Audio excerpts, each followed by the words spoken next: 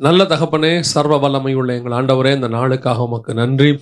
நாங்கள் வந்து கூடி ஆராதிப்பதற்கு ஒரு நாளை தெரிந்து கொண்டோம் ஆண்டவரே. அந்த நாளிலே நீர் எங்களை கனப்படுத்துகிறவராய் வந்து எங்களை அபிஷேகத்தினாலும் மகிமையினாலும் நிரப்பியிருக்கிறபடினாலும் உமக்கு ஸ்தோத்திரம். நாங்கள் ஏறெடுத்த துதி ஸ்தோத்திரம் எல்லாவற்றையும் அங்கீகரித்ததுக்காக உமக்கு நன்றி ஆண்டவரே. நோவாவின் பலியை அங்கீகரித்த ஆண்டவர் சுகந்த வாசனையாய் நுகர்ந்து அவனை ஆசீர்வதித்தார் என்று வேதத்தில் வாசிக்கிறோம். அதே போல எங்கள் தேவனாகிய கர்த்தர் இப்பொழுது துதிகளை எல்லாவற்றையும் அங்கீகரித்திருக்கிறீர், சுகந்த வாசனையாய் நுகர்ந்திருக்கிறீர். பாலகர் வாயிலே துதியை கேட்டு தேவனாகிய கர்த்தர் அதற்கு பதில் கொடுக்கிறவராய் இருக்கிறீர். ஆண்டவரே, நீர் இந்த சந்ததியை, இந்த கூட்டத்தை ஆசீர்வதிக்கும்படி நாங்கள் ஜெபிக்கிறோம். இடைபடுவீராக, உடைய வார்த்தைகளை அனுப்புவீராக. அப்பா, மகிமை மூடட்டும். எங்கள் ஆண்டவர் இயேசு கிறிஸ்துவின் நாமத்தில் ஒப்பு கொடுத்து ஜெபிக்கிறோம் ஜீவன் உள்ள நல்ல பிதாவே. ஆதியாகமத்தின் புஸ்தகம் 2ஆம் அதிகாரம் 15வது வசனத்தை வாசிங்கள் பார்ப்போம். தேவனாகிய கர்த்தர் மனுஷனை ஏதேன் தோட்டத்தில் அழைத்து கொண்டு வந்து அதை பண்படுத்தவும் காக்கவும் வைத்தார். நாம் அறிந்திருக்கிறபடி தோட்டம், ஏதேன் தோட்டம் என்பது நம்முடைய சபைக்கு, குடும்பத்திற்கு பல வகையில அது ஓமையாக, உருவகமாக இருக்கிறது. நாம எப்படி ஆண்டவர் முதல்ல ஒரு குடும்பத்தை உண்டாக்கி அந்த குடும்பத்தை கொண்டு வந்து ஒரு தோட்டத்தை கையிலே கொடுத்து அந்த தோட்டத்தை காக்கக்கூடிய, பண்படுத்தக்கூடியதான 2 முக்கியமான பொறுப்புகளை ஆண்டவர் கொடுத்தார் என்று சொல்லி பார்க்கிறோம். பொதுவாக ஆண்டவர் நம்ம அத்தனை பேருக்குமே அப்படி ஒரு ப்ராஜெக்டை கொடுத்துருக்கிறார், ஒரு மிக முக்கியமான காரியத்தை கொடுத்துருக்கிறார். என்ன அப்படின்னா, இப்போ பர்டிகுலராக நம்ம எல்லாருக்குமே ஒரு குடும்பத்தை கொடுத்துருக்கிறார். அதோடு கூட ஊழியம் என்று சொல்லக்கூடியதான ஒரு சபையையும் கொடுத்திருக்கிறார். இது 2த்துக்குமான பொருத்தமான ஒரு வசனம். நம் கையில் கொடுக்கப்பட்ட பொறுப்பு, ஆண்டவர் நம்மோடு கூட செய்யக்கூடியதான மிக முக்கியமான நமக்கு கொடுக்கப்பட்ட பொறுப்புகளில் ஒன்று நம்முடைய குடும்பத்தை காப்பாற்றுவது, நமக்கு கொடுக்கப்பட்டதான ஊழியத்தை நிறைவேற்றுவது. இது 2ஐயும் செய்வதற்கு பொதுவாக நாம் என்ன செய்யறோம்னா, ஆவிக்குரியவர்களாக இருக்கிறோம். ஆவிக்குரியவர்கள் பெரும்பாலும் குடும்பத்தை பத்திரமா வச்சுக்கணும் அப்படின்னு நினைப்போம். ஒரு சிலர் ஊழியத்தில் இருக்கிறவர்கள் ஊழியத்தை நல்லா செய்யணும் அப்படின்னு சொல்லி அவங்க நினைப்பாங்க. சரி, எதுவாக இருந்தாலும் சரி, உங்க குடும்பமோ ஊழியமோ, அதுல உங்களுக்கு 2 முக்கியமான காரியம் கொடுக்கப்பட்டிருக்கிறது. என்ன அப்படின்னு எடுத்தீங்கன்னா, 1 பண்படுத்தவும், 2வது காக்கவும் வைத்தார் அப்படின்னு இருக்கிறது. அதாவது அதுல வேலை செய்யறதுக்கும் அதை காப்பாற்றுவதற்கு காக்கவும் வைத்தார். பண்படுத்தவுங்கிறதுக்கு என்ன அப்படின்னு கேட்டீங்கன்னா, அதுல உள்ளதான சில வேலைகள் இருக்கிறது. அந்த வேலைகளை செய்யவும் அதே நேரத்துல அதை காப்பாற்றவும் 2 முக்கியமான பொறுப்புகளை கர்த்தர் கொடுத்திருக்கிறார். இப்போ நாம அதை ஊழியத்துக்காக வைத்துக் கொள்ளலாம். உங்களுக்கு கொடுக்கப்பட்ட ஊழியமாக இருந்தால், நீங்கள் ஊழியக்காரராக இருந்தால் அதை ஊழியம் என்று வைத்துக் கொள்ளலாம். அல்லது எல்லாருக்குமே குடும்பம் கொடுக்கப்பட்டிருக்கிறது, குடும்பம் என்றால் குடும்பத்தை வைத்துக் கொள்ளலாம். அப்படி இருக்கும் பொழுது இந்த 2 காரியத்தையும் நாம் நிறைவேற்றுகிறோமா? ஒரு விஷயத்தை நாம் நன்றாய் புரிந்து கொள்ளணும். இந்த பூமியில நம்ம யாருமே ஆக்சிடென்டாக இல்லை. சரி, ஆண்டவர் ஏதோ நம்மலாம் வந்துட்டு நம்ம எப்படி பார்ப்போம் அப்படின்னு கேட்டீங்கன்னா, ஒன்று பாதியில இருந்து பார்ப்போம், இல்லைன்னா கொஞ்சம் ஆவிக்குறவங்களா இருந்தா ஃப்ரண்ட்ல இருந்து பார்ப்போம். எப்படி அப்படின்னா, பாதியில இருந்துன்னா நான் 18 வயசுல ரட்சிக்கப்பட்டேன், 20 வயசுல ரட்சிக்கப்பட்டேன், ஆண்டவரை ஏற்றுக்கொண்டேன் அப்படி சொல்லி பார்ப்போம். இல்லைன்னா இன்னும் கொஞ்சம் ஸ்பிரிச்சுவல் தாட் நம்மகிட்ட இருக்குன்னா ஆதியில இருந்து பார்ப்போம். ஆரம்பத்துல ஆண்டவர் என்ன இதுக்காக தான் படைச்சாரு, தாயின் கருவில் இதுக்கு தான் உருவாக்குனாரு, ஆண்டவர் அப்படிதான் என்ன கொண்டு வந்திருக்கிறாரு அப்படின்னு சொல்லி பார்ப்போம். ஆனா தேவன் ஃபியூச்சர்ல இருந்து பார்ப்பார், நம்மள பின்னாடி இருந்து பார்ப்பாரு. ஏதாவது நமக்கு ஒன்று கர்த்தர் பரலோகத்தில் நியமித்து வைத்திருப்பார். அதை நியமிப்பதற்காகத்தான் ஆண்டவர், அந்த காரியத்துக்காகத்தான் நம்மளை கர்த்தர் பூமிக்கே கொண்டு வந்தார். இப்போ உதாரணமா நான் ஒரு எக்ஸாம்பிள் தான் சொல்றேன், இது இந்த செய்திக்கானதல்ல, ஆனா ஒரு உதாரணம். நம்ம என்ன நினைக்கிறோம், ஆபிரகாமை கர்த்தர் அழைத்து கொண்டு வந்து கானானிலே வைத்தார், அங்கே ஈசாக்கை கொண்டு வந்தார், அதன் மூலமாக அப்படின்னு நம்ம நினைக்கிறோம் இல்லையா? ஆனா பரலோகத்தோட வியூ என்ன அப்படின்னா, பரலோகத்துல ஒரு திட்டம் இருக்கிறது. அதாவது பரலோகத்தினுடைய மிக முக்கியமான திட்டம் அது. அதனுடைய விளைவாக ஆண்டவர் ஒரு கூட்டத்தை அங்கே கொண்டு வர வேண்டும் என்று விரும்புகிறார். உதாரணமா பிசாசும் அவன் கூட ஒரு பிசாசின் கூட்டமும் கீழே விழுந்து விடுகிறது. இப்போ அதுக்கு ஆல்டர்னேட்டா ஒன்று உருவாக்கணும். அதனுடைய மேப், பிளான் அப்படிதான் மனுஷனை படைக்கிறார். அந்த பிளான் மேப்ல இயேசு கிறிஸ்து வரணும். இயேசு கிறிஸ்து மூலமா ஒரு பரிசுத்த கூட்டம் பரலோகத்துக்கு வரணும். இது ஆரம்பத்துல பரலோகத்துல இருக்கு. அதன் அடிப்படையில் தான் ஆதாம் ஏவாளே படைக்கப்பட்டாங்க. அந்த இதுல தான் ஆபிரகாம் வர்றாரு, அதுலதான் ஈசாக்கு, அதுலதான் இயேசு கிறிஸ்து அப்படி வராங்க. ஸோ நாம பார்க்கும்போது ஒன்று ஆரம்பத்துல இருந்து பார்ப்போம், அல்லது நடுவுல இருந்து பார்ப்போம். ஆனா தேவன் ஃபியூச்சர்ல இருந்து பார்ப்பார். இதோட ஃபியூச்சர் அவருக்கு தெரியும், கடைசியில இருந்து அவர் பார்ப்பார். ஸோ அப்ப நமக்கும் அந்த பிளான் தெரியணும். ஆவிக்குரியவர்களுக்கு என்ன செய்யணும், அந்த பிளான் தெரியணும். அந்த பிளான் தெரியாவிட்டால் நாம் ஏதோ இந்த உலகத்தில் ஒரு பிளானோட கூட ஓடிட்டே இருப்போம். எதுக்காக அப்படின்னு உதாரணமா அதே எடுத்துக்கோங்க. ஆபிரகாமுக்கு ஈசாக்கை பத்தினதானும் அதுக்கப்புறம் வரக்கூடிய இயேசு கிறிஸ்துவை பத்தின பிளான் ஒரு இடத்துல தெரிஞ்சிச்சு. ஆனா அதுக்கு முன்னாடி அவருக்கு அந்த பிளான் தெரியாது. அப்புறம் என்ன செய்யறாரு, நம்மள மாதிரியே ஒரு மனுஷனை, அதாவது ஒரு சாதாரண உலகத்து மனுஷனை மாதிரி ஃபர்ஸ்ட் கானானுக்கு கூப்பிட்ட உடனே அவர் கானானுக்கு போல, ஆரான்ல போய் தங்கி சம்பாதிக்கிறார். நல்லா சம்பாதிச்சு முடிச்சுட்டு கர்த்தர் சொல்றாரு, நான் உன்னை எங்க போக சொன்ன, என்ன பண்ணிட்டு இருக்கிற, புறப்பட்டு கானானுக்கு போ அப்படின்னு சொல்றாரு. இப்போ அவர் கானானுக்கு வர்றாரு. வந்த உடனேயும் இன்னும் கானான் விஷன் அவருக்கு வரல. கானான்ல உட்காந்துட்டு ஆண்டவரை கேட்கிறாரு, நான் பிள்ளை இல்லாமல் இருக்கிறேனே, இவ்வளவு சொத்து இருக்குதே, இவ்வளவுத்துக்கும் பிள்ளை இல்லையா எனக்கு அப்படின்னு கேட்கிறாரு. இப்ப கர்த்தர் எனக்கு ரொம்ப அதுல பிடிச்ச ஒரு வசனம், ரீசெண்டா வாசிக்கும் போது தான் எனக்கு அதுக்கு ஒரு விளக்கத்தை ஆண்டவர் சொல்லி கொடுத்தாரு. ஒருவேளை இந்த சப்ஜெக்ட் அதோட வரும், ஆனா நீங்க பாத்துக்கோங்க. அந்த 15ஆம் அதிகாரத்துல ஆண்டவர் ஆபிரகாமை பார்த்து, ஆபிரகாம் தான் ஆண்டவரை பார்த்து பேசுவார். ஆண்டவர் வந்தது வேற நோக்கம். நீங்க அந்த 15ஆம் அதிகாரம் 1ஆம் வசனத்தை வாசிங்க. இந்த காரியங்கள் நடந்த பின்பு கர்த்தருடைய வார்த்தை ஆபிரகாமுக்கு தரிசனத்திலே உண்டாகி, அவர், ஆபிராமே, நீ பயப்படாதே, நான் உனக்கு கேடகமும் உனக்கு மகா பெரிய பலனுமாய் இருக்கிறேன் என்றார். அவர் வந்தது வேற ஒரு விஷயத்துக்கு வந்திருக்கிறாரு. அவர் ஆபிரகாம்கிட்ட வேற ஒரு விஷயம் சொல்றாரு. இந்த காரியங்கள் நடந்த பின்பு பயப்படாதே. ஏன் அந்த பயப்படாதேங்கிற வேர்டை சொல்றாருன்னா, அதுக்கு முந்தின ஒரு சம்பவம் நடந்திருக்கு. என்னன்னா, இவர் போய் என்ன பண்ணிவிட்டாரு, ஒரு 5 ராஜாக்களை அடிச்சு போட்டு சோதம மீண்டும் லோத்தெல்லாம் காப்பாத்தி கொண்டு வந்து எல்லாத்தையும் கொடுத்துட்டாரு. இவரே அந்த ஊர்ல அந்த ஊர்க்காரங்களை பொறுத்த வரைக்கும், நீ எங்க இடத்துல வந்த பரதேசி அப்படின்னு சொல்லுவாங்க, நீ பரதேசியாய் வந்தவன் அப்படின்னு சொல்லுவாங்க. அந்த ஊர்ல இருந்து இவரே என்ன பண்ணிருக்காரு, இன்னும் கொஞ்சம் நீங்க வாசிச்சு பாத்தீங்கன்னா, அந்த ஊர் ஜனங்களோட ஒரு உடன்படிக்கை பண்ணி இருந்தாருன்னு இருக்கும். அவருடைய அர்த்தம் என்னன்னு கேட்டீங்கன்னு சொன்னா, அவரே அங்க ஒரு டாக்குமெண்ட் மாதிரி ஒன்று போட்டு வச்சு அங்க வாழ்றதுக்கு அவங்களோட இருக்கிறாரு. இப்ப நம்ம இங்க விசா எடுத்துட்டு சில ஒர்க் பர்மிட் மாதிரி அவர் ஃபர்ஸ்ட் டாக்குமெண்ட் ஒன்று போட்டிருப்பார் போல. டாக்குமெண்டா எழுத்தா இருக்காது, வசனம் சொல்றது, அந்த ஜனங்களோட ஒரு உடன்படிக்கை பண்ணி அப்படின்னு இருக்கு. அங்க இருக்கிறதுக்கு அவர் ஏதோ ஒண்ணு பண்ணி வச்சிருக்கிறார். திடீர்னு இவர் என்ன பண்ணிவிட்டாரு, ஒரு ஆக்ரோஷத்துல லோத்தை போய் கூட்டு போயிட்டாங்கன்னு உள்ள போய் அடிச்சு கிடிச்சு எல்லாத்தையும் கொண்டு வந்துட்டாரு. முடிச்ச பிறகுதான் தோணுது, என்னடா இப்படி அடிச்சு போட்டோமே, அத்தனை பேரையும் திருப்பி வந்தா என்ன பண்றது, நம்மால இந்த ஊருக்கு என்ன ப்ராப்ளம் வந்தா என்ன பண்றது, இங்க இருக்கிறாங்களே எல்லாம் யோசிச்சுட்டு இருப்பார் போல. ஆண்டவர் சொல்றாரு, பயப்படாதே, நான் உனக்கு மகா பெரிய பலனும் கேடகமுமாய் இருக்கிறேன். அவர் அந்த கன்சோல் பண்றதுக்கு தான் வந்திருக்கிறார். அவர் வந்தது எதுக்கு வந்திருக்கிறாரு, கன்சோல் பண்றதுக்கு. பயப்படாத, நான் உங்க கூட தான் இருக்கிறேன் அப்படின்னு சொல்லி. நம்ம ஆண்டவர் ஒரு பெரிய ஸ்பெஷாலிட்டி என்னன்னா, நாம கொஞ்சம் துக்கமா இருந்தோம்னா அந்த துக்கத்தை உடனே நம்மளை விட்டு நீக்கணும்னு நினைப்பாரு. அவர் நேசிக்கிற ஆண்டவர். அவர் இவர் என்ன பண்றாருன்னு கேளுங்க. இவர் வந்தது இந்த ரீசன், இவர் கன்சோல் பண்ணலாம் தான் வந்திருக்கிறாரு. 2வது வசனம், அதற்கு ஆபிராம், கர்த்தராகிய ஆண்டவரே, அடியேனுக்கு என்ன தருவீர், நான் பிள்ளை இல்லாமல் இருக்கிறேனே, தமஸ்கு ஊரானாகிய இந்த எலியேசர் என் வீட்டு விசாரணை கர்த்தனாய் இருக்கிறானே என்றான். இவருக்கு என்ன பேசிட்டு இருக்கிறாரு, அவர் எதுக்கு வந்தாரு, பயப்படாதே, நான் உன் கூட இருக்கிறேன், கேடகமா இருக்கிறேன், அதெல்லாம் பாத்துக்கிறேன் அப்படின்னு அவர் சொன்னா, இவர் என்ன பண்றாரு, ஆண்டவரே அதெல்லாம் இருக்கட்டும், பிள்ளை இல்லையே அப்படின்றாரு. அடுத்த வசனத்தினுடைய ஃபர்ஸ்ட் வார்த்தை வாசிங்க. பின்னும் ஆபிராம், தேவரீர் எனக்கு புத்திர, பின்னும் ஆபிரகாம் தேவரீர். அப்ப இவர் முதல் வசனம் பேசுறதுக்கு ஆண்டவர் என்ன பதில் சொன்னாரு, ஒண்ணுமே சொல்லல. இவர் சொல்றாரு, பிள்ளை இல்லாமல் இருக்கிறேன்னு, எனக்கு என்ன தருவீர்னா, கர்த்தர் பார்த்துக்கிட்டே உட்கார்ந்துருக்கிறார் போல, அமைதியா உட்கார்ந்துருக்கிறாரு. அடுத்த வசனம் சொல்லுது, பின்னும் ஆபிரகாம் கர்த்தரை நோக்கி. திருப்பி பேசுறாரு இவரே. முதல்ல அவர் கேட்டதுக்கு ஒரு பதில் கொடுத்துருக்கணுமா இல்லையா, அந்த வசனத்துக்கு ஒரு பதில் கொடுக்கணும்ல. இவர் கேட்டதுக்கு, நான் பிள்ளை இல்லாமல் இருக்கிறேன்னு எனக்கு என்ன தருவீர் அப்படின்னு உடனே இவர் அதுக்கப்புறம் சொல்ற விஷயத்த ஃபர்ஸ்டே சொல்லி இருந்திருக்கணும்ல. இவர் சொல்லவே இல்லை. பின்னும் ஆபிரகாம் கர்த்தரை நோக்கி அப்படின்னா என்ன அர்த்தம்னா, அவருக்கு அதுக்கு பதில் சொல்ற இன்ட்ரெஸ்டே இல்லை. அவரை பொறுத்த வரைக்கும், நான் வந்தது உன்னை பலப்படுத்த வந்தேன், நீ உன்னை கன்சோல் பண்றதுக்கு, எப்பா பயப்படாத, 5 பேரை அடிச்சுவிட்ட, அதெல்லாம் பாத்துக்கலாம், கன்சோல் பண்ண வந்தா. இவர் வேற ஒண்ணு பேசிட்டு இருக்கிறார், சம்பந்தமே இல்லாம. பின்னும் ஆபிரகாம் கர்த்தரை நோக்கி அப்படின்னு இருக்கு. அப்படின்னா என்ன அர்த்தம்னா, ஆபிரகாமுக்கு காட்ஸ் பிளானே தெரியல.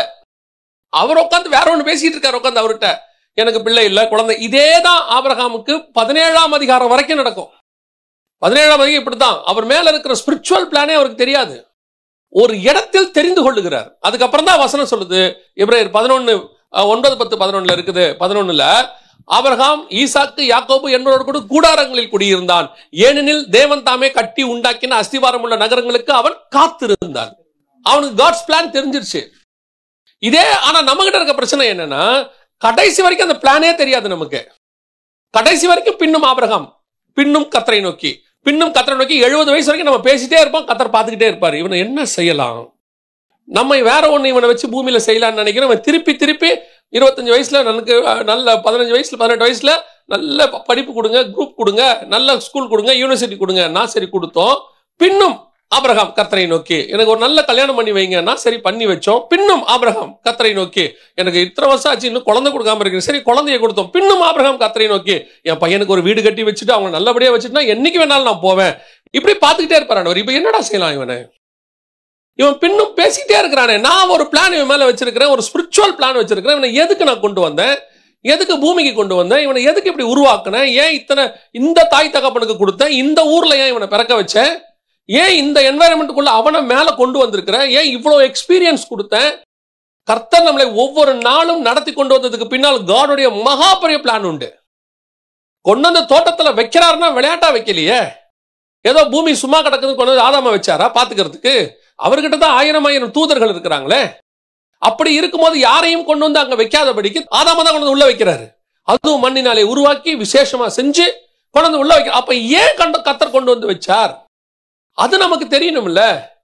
நம்ம சர்ச்சைக்கு ஏன் வரோம் அப்படின்றாலே ஒரே விஷயம்தான், கர்த்தர் மூலமாக ஆசீர்வாதத்தை பெற்றுக்கொள்வதற்கு, முடிவு பரியந்தம் நடத்துவதற்கு இல்லையா, கடைசி வரைக்கும். இப்ப நம்ம கடைசி ஜபம் எப்படி வரைக்கும் ஆயிடுச்சுன்னா சாவர வரைக்கும் நல்ல சாவு வரணும்.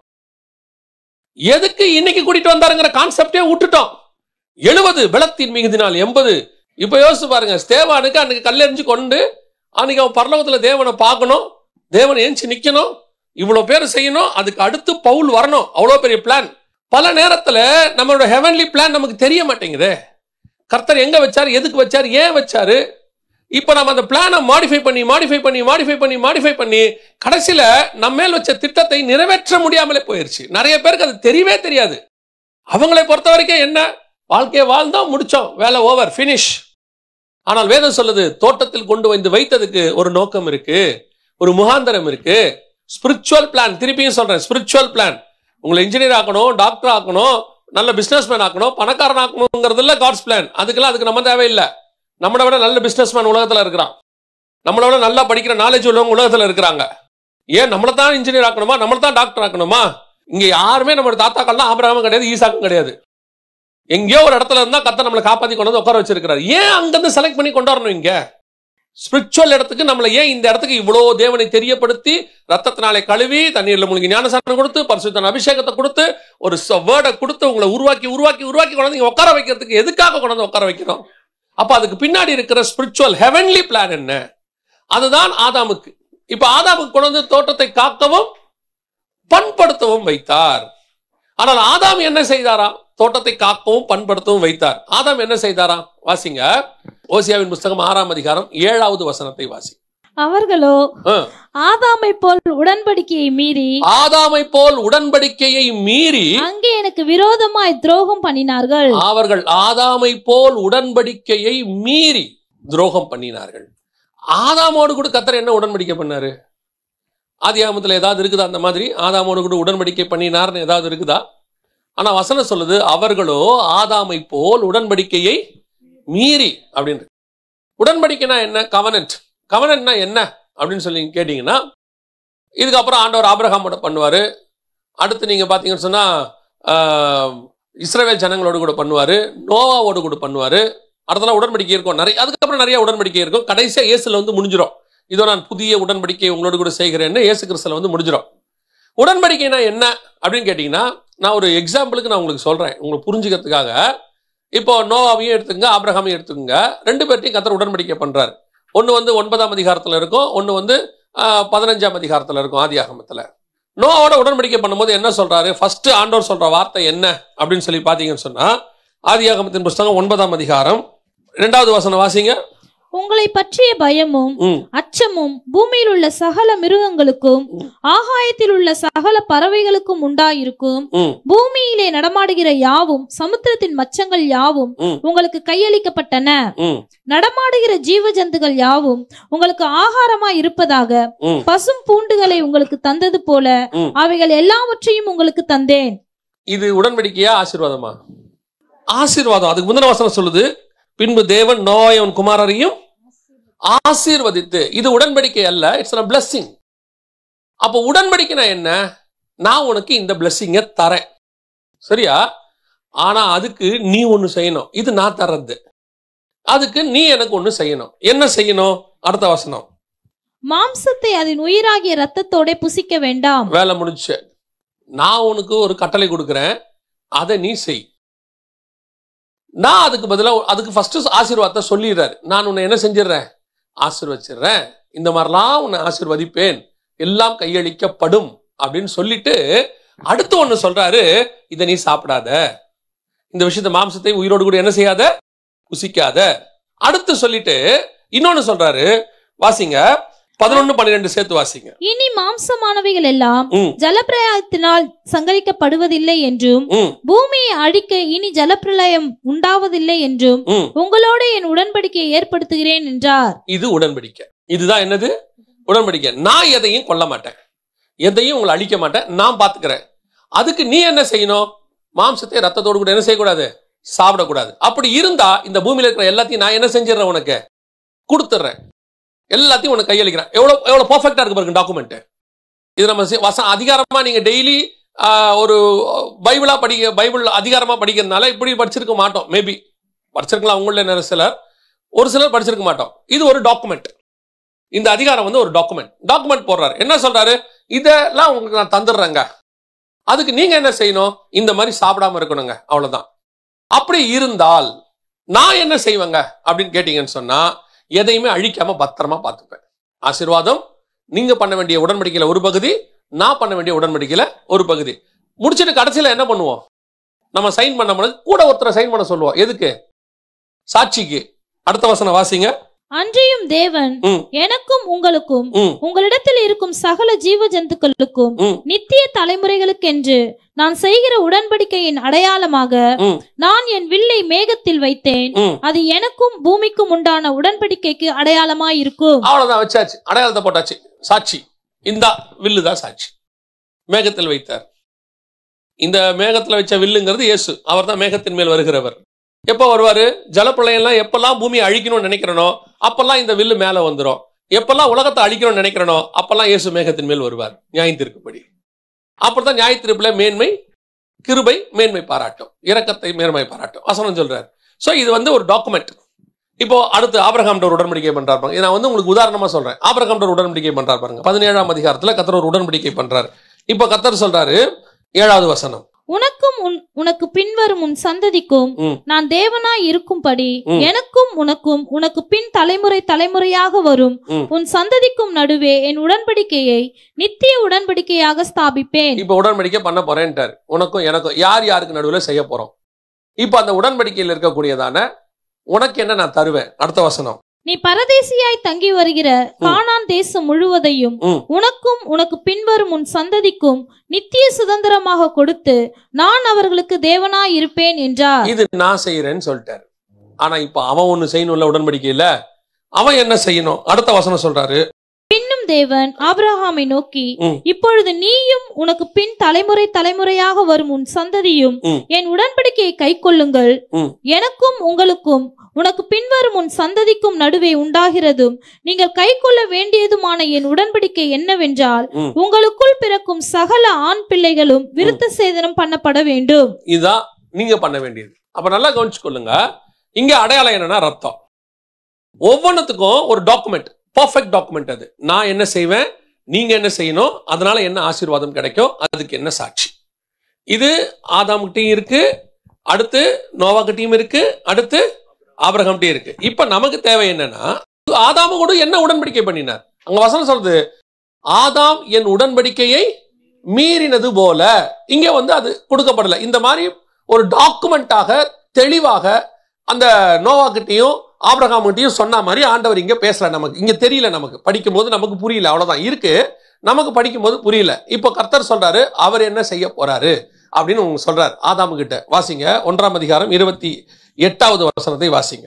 பின்பு தேவன் அவர்களை நோக்கி, நீங்கள் பலுகி பெருகி பூமியை நிரப்பி அதை கீழ்ப்படுத்தி சமுத்திரத்தின் மச்சங்களையும் ஆகாயத்து பறவைகளையும் பூமியின் மேல் நடமாடுகிற சகல ஜீவ ஜந்துக்களையும் ஆண்டு கொள்ளுங்கள் என்று சொல்லி தேவன் அவர்களை ஆசீர்வதித்தார். இவர் செய்யறது நான் என்ன செய்வேன் அப்படின்னு சொல்லிட்டார். இப்போ அவங்க என்ன செய்யணும், அடுத்து அவங்க செய்ய வேண்டியது என்ன அப்படின்னு கேட்டீங்கன்னா 2:17, ஆனாலும் நன்மை தீமை அறியத்தக்க விருட்சத்தின் கனியை புசிக்க வேண்டாம், அதை நீ புசிக்கும் நாளில் சாகவே சாவாய் என்று கட்டளையிட்டார். இது இவங்க செய்ய வேண்டியது. அங்க நோவா கிட்ட சாப்பிடக்கூடாதுன்னு சொன்னாரு, மாம்சத்தை ரத்தத்தோடு கூட புசிக்க வேண்டாம்னாரு. இங்க எல்லா பழத்தோடு கூட இந்த பழத்தையும் சேர்த்து சாப்பிட்றாதுன்னு சொன்னார். அது தனி, இது தனி, அது தனி, இது தனி. இங்க நோவாவையும் அவன் குமாரனை ஆசீர்வதித்து பூமியில பலுகி பெறுங்கன்னாரு. இங்க ஆபிரகாமை ஆசீர்வதித்து பூமியை நிரப்புங்கள்னு சொன்னார். பெர்ஃபெக்ட் டாக்குமெண்ட், கரெக்டா இருக்கு. இப்போ மீறுதல் என்றால் என்ன? ஆதாம் என் உடன்படிக்கையை மீறினான் அப்படின்னு சொன்னா என்ன அப்படின்னு கேட்டா நமக்கு இப்ப தெளிவா தெரியுது. டாக்குமெண்ட்ல போட்டதுல சாப்பிட வேணாம்னு சொன்னது அவர் சாப்பிட்டாரு, அவ்வளவுதான். இதான் உடன்படிக்கை மீறுதல். நம்ம இதை என்ன சொல்றோம் அப்படின்னு கேட்டா, ஆதாம் பழம் சாப்பிட்டாருன்னு சொல்றோமே, பாவம் செஞ்சாருன்னு சொல்றோமே. பைபிள் அதை எப்படி பாக்குதுன்னா மீறுதலாக பாக்குறது. பைபிள் எப்படி பாக்குது? மீறுதல். அதான் ரோமருக்கு எழுதும் போது வசனம் சொல்லுது, ரோமர் 5:14 வாசிங்க பார்ப்போம். அப்படி இருந்தும் மரணமானது ஆதாம் முதல் மோசே வரைக்கும் ஆதாமின் மீறுதலுக்கு ஒப்பாய் பாவம் செய்யாதவர்களையும் ஆண்டு கொண்டது. அப்படின்னா என்ன அர்த்தம்? ஆதாமுடைய மீறுதல் என்பது என்ன? ஓசியால வாசிக்கிறோம், ஆதாம் என் உடன்படிக்கையை மீறினான். ஆதாம் என்ன மீறினா? உடன்படிக்கையை மீறினா. அந்த உடன்படிக்கையின் மீறுதல்னா என்ன? அதனால மரணம் வந்துச்சு, எல்லாம் ஓகே தான். என்ன மீறினான்? நான் சாப்பிடக்கூடாது என்று சொன்ன கனியை அவன் என்ன செஞ்சுட்டான்? சாப்பிட்டுட்டான். இப்ப நாம நிறைய உடன்படிக்கை இந்த மாதிரி விஷயங்கள்லாம் பாக்குறோம். இப்ப கர்த்தர் நம்மளோட கூட உடன்படிக்கை பண்ணி இருக்கிறார். கர்த்தர் நமக்கு என்ன செஞ்சிருக்கிறாரு? உடன்படிக்கை பண்ணி இருக்கிறார். அதுல ஒண்ணு என்னன்னு கேட்டீங்கன்னு சொன்னா, நித்திய ஜீவன் அளிப்பேன் என்பதே பிதா நமக்கு பண்ண வாக்கு தத்தமா இருக்கிறது. அப்ப அதுக்கு அடையாளமா அவர் என்ன செய்யறாரு? நமக்கு ரத்தத்தை சிந்தி இருக்கிறாரு, அப்பா ரசம் கொடுத்து வச்சிருக்கிறாரு, இதை சாப்பிட சொல்லி இருக்கிறார். ஆனால் இதோடு கூட ஒண்ணு சொன்னாரு, அங்கே சகலவித கனிகளோட சேர்த்து நன்மை தீமை அறியும் கனியை சாப்பிடாத, இங்க மாம்சத்தோட சேர்த்து ரத்தத்தையும் புசிச்சிராத, இங்க அபாத்திரமாய் போஜனமான பண்ணிராத. அதேதான் போஜனமான பண்ணு, ஆனா அதோட என்ன பண்ணிராத? அபாத்திரமாய் போஜனமான பண்ணிராத.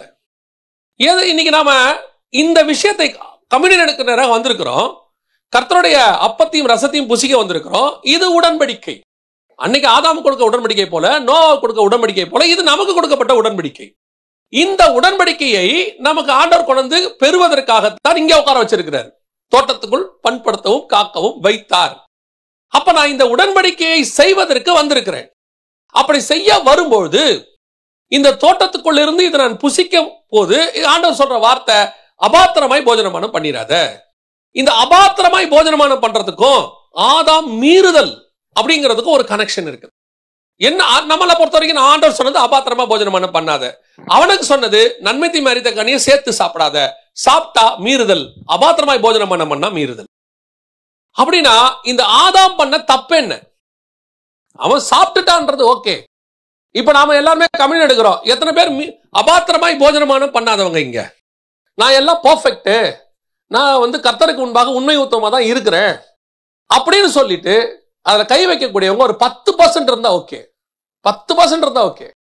நம்மளால நீங்க அப்படி சொல்ல முடியுமா? நாம இங்கேயும் எதை நம்புறோம்னா, கர்த்தர் கிருபை உள்ளவர், இல்ல நான் பரிசுத்தம் உள்ளவன் நம்ம சொல்லல. அந்த இடத்துல என்ன கொண்டு வரோம்? கர்த்தர் கிருபை உள்ளவர். ஏப்பா நான் பாவின்னு தான் எனக்கு தெரியுமே. அவர் அதை எனக்கு எடுக்க வைக்கும் போது அவர் கிருபையா இருந்து எதுவும் பண்ணாம என்ன பாத்துக்கிறார். இல்ல அவர் சொல்றது என்னன்னா, நான் கிருபை உள்ளவர், நான் பாத்துக்கிறேன். இத நீ மீறுதலுக்குள்ள வந்துட்டியா? அபாத்திரமாய் போஜனமான கைய வைக்கிறீங்களா? அதுதான் கர்த்தர் கேட்கிற கேள்வி. அப்படியானால் நான் இதை அபாத்திரமாய் போஜனமான பண்ண கூடாது அப்படின்னா, ஆதாம் உடன்படிக்கை மீறக்கூடாதுன்னா என்ன செய்யணும்னா, அதுக்கான வழிமுறை தான் அவர் சொல்லி கொடுத்தார். அந்த 2ஆம் அதிகாரம் 15ஆம் வசனம், ஆதாமை கர்த்தர் தோட்டத்தில் கொண்டு வந்து வைத்து அதை காக்கவும் பண்படுத்தவும் வைத்தார். 2 முக்கியமான காரியத்தை சொல்றார். நீங்க அந்த மீறுதல் பண்ணாம இருக்கிறதுக்கு 2 முக்கியமான விஷயம். ஒன்று பண்படுத்துதல், 2வது காத்தல். பண்படுத்துதல்னா என்ன? சர்ச்சுக்குள்ள, தோட்டத்துக்குள்ள, உங்க குடும்பத்துக்குள்ள ஒரு ஸ்பிரிச்சுவல் ஒர்க் இருக்கு. அந்த ஒர்க்கை பண்ணாம நீங்க சும்மா இருந்தீங்கன்னா கண்டிப்பாக மீறுதல் வந்துடும். அதை நீங்க என்ன செய்யணும்? அது கர்த்தர் கொடுத்த உங்களுக்கு ஒரு வேலை. பவுல் சொல்றாரு, சுவிசேஷம் அறிவித்தல் என் மேல் விழுந்த கட்டமையா இருக்கிறது. இட்ஸ் நாட் எனக்கு ஏதோ ஆப்ஷனே கிடையாது. இங்க ஆசாரிப்பு கூடாரத்திற்குள் கர்த்தர் அநேக காரியங்களை உண்டாக்குகிறார். பலிபீடத்துக்கிட்ட இருந்து பலிபீடத்தை கட்டி, அதுக்கப்புறம் உள்ளுக்குள்ள போனீங்கன்னா மேஜை, சமூகத்து அப்போ, 7 கிளை உள்ள பொன்குத்து விளக்கு, அப்புறம் திரைச்சீலை, உள்ள போனீங்கன்னா உடன்படிக்கை பெட்டி, அப்புறம் தூப கலசம். உடன்படிக்கை பெட்டிக்குள்ள என்ன இருக்குதுன்னு கேட்டீங்கன்னு சொன்னா மன்னா வைக்கப்பட்ட பொற்பாத்திரம், ஆரோனின் தளிர்த்த கோல், அப்புறம் கற்பலகை, இவ்வளவு இருக்குது. இவ்வளோ காரியத்தை கர்த்தர் செய்ய சொல்றாரு. டென்ட் போட சொல்றாரு, டென்ட்டுக்கு மேல தோல் மேல தோலா போட சொல்றாரு. இவ்வளவு இருக்கு. Everything had a work. எல்லாத்துக்கும் அங்கே ஒரு வேலை இருந்தது. எல்லாத்துக்கும் உடன்படிக்கை பெட்டிக்குள்ள, அந்த உடன்படிக்கை கூடாரத்துக்குள்ள இருந்த, அந்த ஆசரிப்பு கூடாரத்துக்குள்ள இருந்த எல்லாத்துக்குள்ளேயும் என்ன இருந்துச்சு? ஒரு வேலை இருந்துச்சு. வேலை இல்லாம எதுவுமே இல்லை. இன்னும் சொல்ல போனா இந்த உடன்படிக்கை பெட்டி சுமக்கப்பட வேண்டும். தூக்கிட்டு போனோம், எல்லா இடத்துக்கும் கூட்டிட்டு போனோம். கூடாரத்தை கழட்டி மாட்டி மாட்டி கூட்டிட்டு போனோம். போய் இன்னொரு இடத்துல டிஸ்மேண்டில் பண்ணி அந்த இடத்துல மேண்டல் பண்ணோம். திருப்பி எல்லாம் பண்ணணும். போற இடத்துக்குலாம் அது முன்னாடி போகணும். வேற போய் எல்லாத்தையும் சென்டர்ல போட்டு எல்லாத்தையும் அடிக்கணும். இவ்வளவு வேலை இருக்குது. ஆனா எந்த இடத்துல ஆண்டவர் பாருங்க, எப்பா நீ செய்யும் போது 2 கரண்டியா செஞ்சிரு. நீ செய்யும் போது ஒரு இந்த மீட்டர் துணியை கொஞ்சம் எக்ஸ்ட்ரா வாங்கி வச்சுக்கோ. ஏன் ஒரு இடத்துக்கு இன்னொரு இடத்த மாத்தும் போது கண்டிப்பா என்ன ஆகும்? இந்த லாஜிஸ்டிக் நீங்க சொல்றீங்கல்ல, ஒரு இடத்துல இன்னொரு இடத்துல போகும்போது நம்ம வாங்கும்போது கொஞ்சம் ஹார்ட் கோரா வாங்கணும்ன்றோம். கொஞ்சம் ஸ்ட்ராங்கா வாங்க. ஏங்க தூக்கிட்டு போறோம், பெட்டி தூக்கிட்டு வரோம், பெட்டி கொஞ்சம் ஸ்ட்ராங்கா தான், எல்லாம் உடஞ்சிரும்ன்றோம். அப்படி இருக்கும்போது ஆண்டவர் எதையுமே எக்ஸ்ட்ரா செய்ய சொல்லல. ஆசாரிப்பு கூடாரத்துக்குள்ள எதையுமே செய்ய சொல்லல. எல்லாமே ஒண்ணுதான் இருந்துச்சு, யூனிக். அதோட அர்த்தம் என்ன? அந்த ஆசரிப்பு கூடாரத்துக்குள்ள ஒண்ணு வந்துருச்சுன்னா எல்லாத்துக்கும் வேலை இருக்குதுன்னு அர்த்தம். என்ன வேலை இருக்குது? அந்த தோட்டத்தை பண்படுத்துகிற வேலை, மெயின்டெனன்ஸ் ஒர்க். அது உள்ள சில வேலை இருக்கும். உங்க அத்தனை பேருக்கும் ஸ்பிரிச்சுவலி ஒரு ஒர்க் இருக்கும். அதுக்கு அந்த ஸ்பிரிச்சுவல் ஒர்க்ல டிசிப்ளினையும் டிசைபிள்ஷிப்பையும் சொல்லி கொடுக்கறதா நீங்க சொல்ற வேலையெல்லாம். லீடர்ஷிப்பும் டிசைபிள்ஷிப்பும் தெரியாம எங்க வருவீங்க? 40 வருஷம் இஸ்ரவேல் ஜனங்களை நடத்தணும்னா 40 வருஷம் ஆடு மேய்க்கணும். ஆடு மேய்க்கணும் அப்படிங்கிறது நம்மளை பொறுத்த வரைக்கும் லோவான வேலை. நீ உலக பிரகாரமா நாம நினைக்கிறத சொல்ற. பையன் இன்ஜினியரா இருக்கிறான், பையன் ஆடு மேய்க்கிறான், எதை நீங்க சொல்லுவீங்க? உங்களுக்கு எது பெருமையா இருக்கும்? வேர்ல்ட்லியா கேட்கிறேன். பையன் அமெரிக்கால இன்ஜினியரா இருக்கிறது நல்லா இருக்கும். ஊர்ல மதுரைக்கு பக்கத்துல, ஸ்ரீலங்கால மட்டக்களப்புக்கு பக்கத்துல ஆடு மேய்ச்சிருக்கிறான்றது சொல்றது உங்களுக்கு கரெக்டா இருக்குமா? மனசு கொஞ்சம் கஷ்டமா தானே இருக்கு. ஆனா ஒரு நாட்டுக்கே ராஜாவா மாற போறாரு மோசே. 5 லட்சம் புருஷருக்கு மேல நடத்தணும். அவர் தான் இன்னைக்கு கிங்கு, அன்னைக்கு கணக்குக்கு. ஆனா லீடர்ஷிப் வரணும்னா அதுக்கு முன்னாடி ஆடு மேய்க்கணும். ஆடு மேய்க்கிறத கேவலம் நினைச்சா கிங்கமா மாற முடியாது. அப்ப இந்த டிசைபிள்ஷிப், இது டிசைபிள்ஷிப்பும் லீடர்ஷிப்பும் படிச்சா தான் வரும். அப்ப சபைக்குள்ள இதெல்லாம் இருக்கு. இது அல்ல கர்த்தர் சொன்னது. இதுக்கு அல்ல பண்படுத்துதல் என்பது. நீங்க இதையே மினிஸ்ட்ரியா மாத்திட்டீங்க. இது மினிஸ்ட்ரிக்கான ஆயத்தம் இல்ல. உங்களை சர்ச்ல கிளீன் பண்ண சொல்றாங்க, இல்ல போய் ஒரு டிராக்ஸ் கொடுக்க சொல்றாங்க, இல்ல ரோட்ல நின்று பேச சொல்றாங்கன்றது மினிஸ்ட்ரிக்கான ஆயத்தம் தானே ஒழிய அதெல்லாம் மினிஸ்ட்ரி. உங்க மேல ஒரு மினிஸ்ட்ரி இருக்கும். சர்ச்சுக்குள்ள உங்களை கொண்டு கர்த்தர் செய்யறது இருக்கும். நீங்கள் சபையை இன்னைக்கு எப்படி கொண்டாந்துட்டீங்க? தோட்டத்துக்குள்ள எதுக்கு வந்திருக்கிறீங்க? வந்தது எதுக்குன்னு ஆரம்பத்தில் சொன்ன மாதிரி தான். வேர்ல்ட்லியா பிளெஸிங்கா வாழ்ந்துட்டு ஓட்டத்தை முடிக்கிறது. இதை நான் குற்றமா சொல்லல. இதைத்தான் உலகத்தாரும் செய்கிறார்கள். இங்க வேறொரு காரணத்துக்காக கர்த்தர் உங்களை கொண்டாந்து இருக்கிறார். உங்களுக்கு அந்த ரெல்ம் ஓபன் ஆகணும். முதல்ல அந்த ஐ ஓபன் ஆகணும். இப்போ எலிசா கூட ஒரு சீஷன் இருந்தான், கேயாசின்னு ஒருத்தர் தான். உங்களுக்கு தெரியும். கேயாசியோடைய ஐ யாரை பார்த்துச்சு? கேயாசியோட கண்ணு யாரை பார்த்துச்சு? கேயாசியோட கண்ணு எலிசாவுக்கு பதிலாக ஒரே ஒரு தடவை யாரை பார்த்துருச்சு? நாகமான பார்த்துருச்சு. அவனை தள்ளியாச்சு. இப்ப அடுத்த சீஷன் வந்துட்டான். இப்போ இந்த சீஷன் நாகமானே யாரையும் பார்க்கல. இவன் யாரையே பார்த்துக்கிட்டு இருக்கான்? எலிசாவையே பார்த்துட்டு இருக்கிறான். ஒரு பெரிய சேனை வந்துடுச்சு. இப்போ இவன் கண்ணு யாரை பார்க்குது? அந்த பெரிய சேனையை பார்க்குது. இப்போ எலியா சொல்றாரு, அவரோடு இருப்பதை பார்க்கிலும் நம்மோடு இருப்பது அதிகம். இப்போ எலிசா சொல்றாரு, கர்த்தாவே இவன் கண்களை திறந்தருளும். இப்போ இவன் இவ்வளவு நாள் எலிசா கூட இருந்திருக்கிறான், எலிசாவையே பார்த்திருக்கிறான், நாகமான பார்க்கல. நாகமன் மாதிரி இவங்கிட்ட வந்த யாரையுமே பியூர்லி ஸ்பிரிச்சுவல் நல்ல டிசைபிள் கூடவே இருக்கிறான். ஆனால் இவனால் பார்க்க முடியாத இன்னொரு இடம் இருக்கு. அந்த இடத்தை பார்க்கும்படி கண்களை திறக்க சொல்றாரு. நீங்கள் எல்லாருமே ஸ்பிரிச்சுவல் பர்சன்ஸ். இங்க யாரும் பாவிகள் கிடையாது. எல்லாருமே இங்க கர்த்தருக்குள்ள நாங்கள் ஆவியில உண்மைதான். இதை யாரும் மாற்றிக்கிறது இல்ல. ஆனால் நீங்கள் வந்தது இங்கே இருக்கிற எலியாவையோ எலிசாவையோ பார்க்க வரவில்லை. இங்கே வந்த நீங்கள் எங்கள் மூலமாக தெரிந்து கொண்டு வானத்தில் இருக்கிற இன்னொத்த பார்க்க வந்திருக்கிறீங்க. அந்த ஐ ஓப்பன் ஆகணும். இங்க இருக்கிற எல்லாருக்கும் அந்த ஐ ஓப்பனே ஆக மாட்டேங்குதே. கடைசி வரைக்கும் உங்களுடைய பெரிய கான்செப்ட் என்ன? சர்ச்சுக்குள்ள நாம பாஸ்டர் கிட்ட நல்ல பேர் வாங்கி 25 வருஷம் பாஸ்டரோட இருந்துட்டோம்னா நாம எல்லாம் நல்ல விசுவாசி, இதுக்குத்தான் நாம வந்திருக்கிறோம், அவ்வளவுதான். நாம அந்த நல்ல பேரை வாங்கிட்டோம். பாஸ்டரும் பார்க்கும் போதெல்லாம் சொல்வாரு, 25 வருஷமா அந்த தம்பி நம்ம சர்ச்சில் இருக்கிறாரு. Right, good, fine. 26 வருஷம் இருக்கிற இன்னொரு ஆள் இருக்குது இன்னொரு சர்ச்சில். 30 வருஷம் இருக்கிற இன்னொரு ஆள் இருக்கு இன்னொரு சர்ச்சில். இங்க யாரும் நான் உங்களுக்கு குறைய சொல்லல. பட் இந்த 25 வருஷமா உங்க கண்ணு இன்னொன்னு பார்க்காமயே உட்கார்ந்துருக்கு. இன்னொன்னு யோசிக்கவே இல்லை. உங்க கண்ணு முழுக்க முழுக்க எதை யோசிக்குதுன்னா, இந்த உலகத்தில் என்ன செஞ்சுட்டு நான் கடைசி வரைக்கும் சக்சஸ்ஃபுல்லா ஸ்பிரிச்சுவலா இருந்துட்டு சாகணும் அப்படிங்கிற கான்செப்டுக்குள்ளதான் இருக்கே ஒழிய, உங்க கண்ணு கொஞ்சம் கூட பரலோகத்துல இருக்கிற அதை ஓபன் பண்ணி எனக்கு மேல ஒரு அக்னி ரதம் இருக்கு. எலிசா எலியாவை பார்த்தாரு, மேல ஏறி போறத பார்த்தாரு, சுழல் காற்றை பார்த்தாரு, ரெண்டத்தனையா பெற்றுக்கொண்டாரு. இப்ப நான் எலிசா கூட இருக்கிறேன். இதே எலிசாவை நான் பார்த்துக்கிட்டே இருந்தேன்னா எனக்கு 4 மடங்கு கிடைக்கும் ஆவிக்குரிய வாழ்க்கை. ஏன் வானம் திறக்கும், நான் அக்னி ரதத்தை பார்ப்பேன். அன்னைக்கு ஒரு அக்னி ரதம் வந்துச்சு, எலியாவையும் பிரிச்சுச்சு. அந்த அக்னி ரதத்தை ஏன் கண்ணு பார்க்கணும் அப்படிங்கிற எண்ணம் வரணும் இல்ல. கடைசி வரைக்கும் எலிசா கூடயே வாழ்க்கையை ஓட்டிடலாம். நிறைய பேருக்கு அவருடைய எண்ணம் என்ன, கூடவே அப்படியே இருந்து ஓட்டிடலாம். உலகத்தானுக்கு கூட ஒரு விஷன் இருக்கு. ஒருத்தன் நினைக்கிறான் நான் மார்ஸுக்கு போகணும்னு நினைக்கிறான், முடியுமா முடியாத வேற விஷயம். அவனுக்கு ஒரு விஷன் இருக்கு. ஒருத்தன் நினைக்கிறான் நான் ஜூபிட்டருக்கு போகணும்னு, இன்னொருத்தன் நினைக்கிறான் நான் இன்டர்நேஷனல் ஸ்பேஸ் ஸ்டேஷனை கட்டணும்னு, ஒருத்தன் நினைக்கிறான் வேர்ல்டையே பிடிக்கணும்னு. இவனுங்களுக்குள்ள இவ்வளோ விஷன் இருக்குதே. உங்க விஷனும் என் விஷனும் எவ்வளவு குறுகி இருக்கு பாத்தீங்களா, எவ்வளவு சின்னதா இருக்கு பாத்தீங்களா. இதுல ஒரு சாட்டிஸ்பாக்சனோட செத்து போகணும்னு நினைக்கிறீங்களே, நம்ம எவ்வளவு குறுக்கமான மக்கள் தெரியுமா. நம்மள என்ன செஞ்சு வச்சுட்டோம் நம்ம மைண்ட்ல, இது சாட்டிஸ்ஃபைட், அவ்வளவுதான். இதற்காக நாம் அழைக்கப்படவே இல்லை. ஆபிரகாமுக்கு கொடுக்கப்பட்ட விஷன் ரொம்ப பெருசு. அவன் என்ன எதிர்பார்க்கிறான் தெரியுமா? ஆண்டவர் சொல்றாரு, நான் உன்னோட உடன்படிக்கை பண்றேன், இந்த தேசம் இருக்கு இல்லையா, இது முழுக்க உன் சந்ததிக்கும் உனக்கும் உன் சந்ததி எல்லாத்துக்கும் தந்துடுறேன்ப்பா. எங்கிருந்து எங்க வரைக்கும்? ஈராக்ல இருந்து ஈஜிப்ட் வரைக்கும் எடுத்துக்கொண்டாரு. எங்கிருந்து எங்க வரைக்கும்? ஐப்ராத் நதி முதல் கொண்டு எகிப்தின் நதி வரைக்கும். ஐப்ராத் ஈராக்ல இருக்கு, எகிப்துல இருந்து நைல் நதி.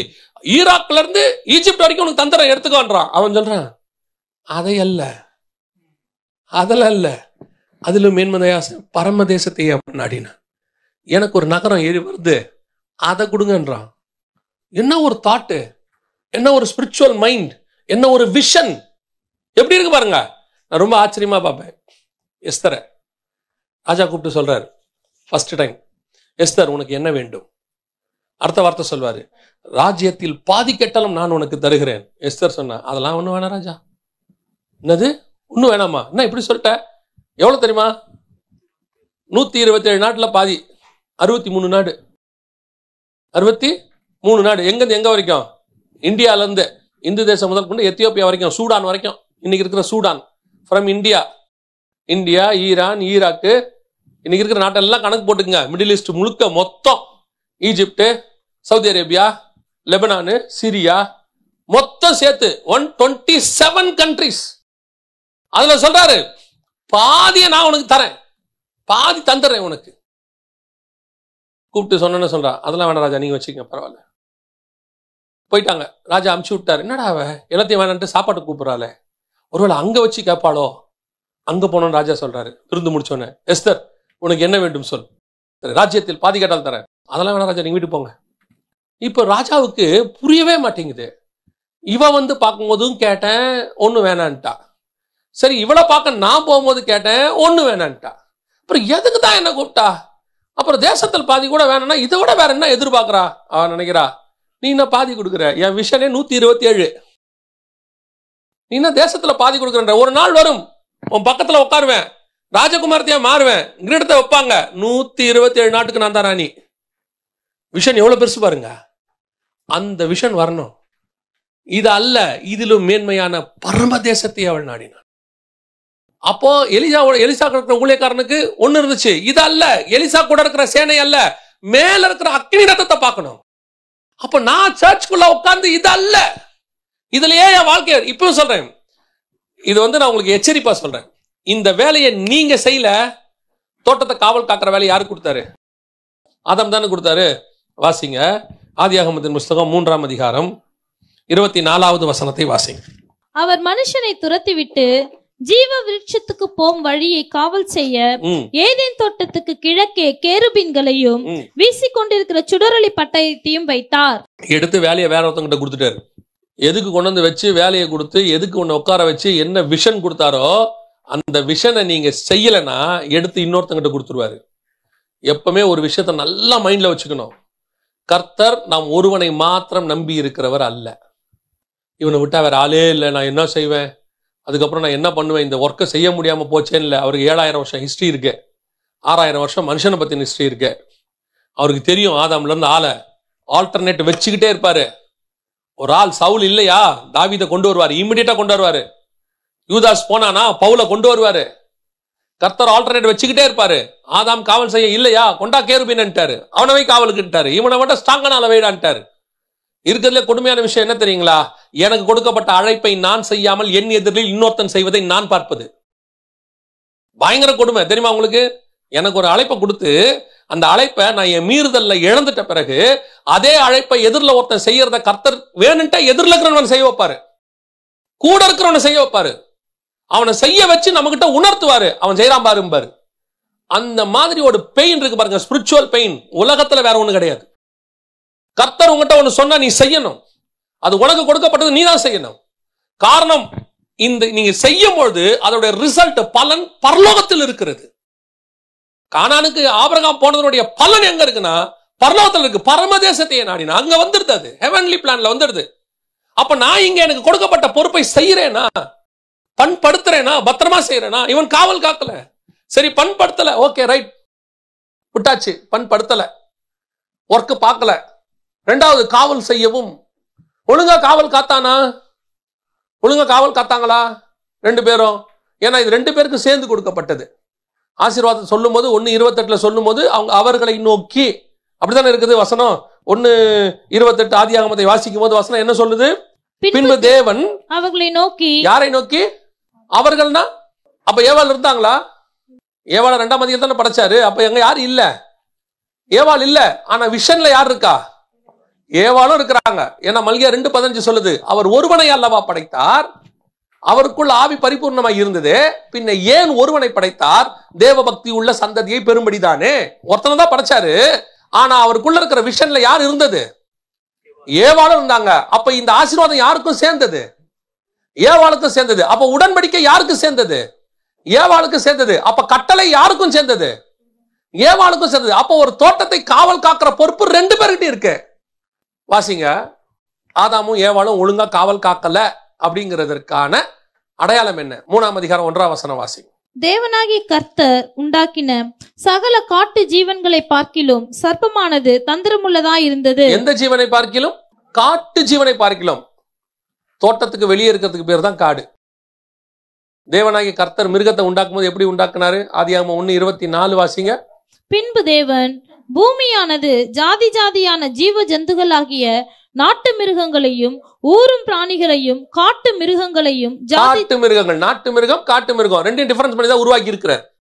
உருவாக்கிட்டு தான் இவன்ட்ட சொல்றாரு, தோட்டத்துக்குள்ள வந்து வச்சுட்டு சொல்றாரு, தோட்டத்தை பத்திரமா காவல் பண்ணு. என்ன காவல் பண்ணணும்?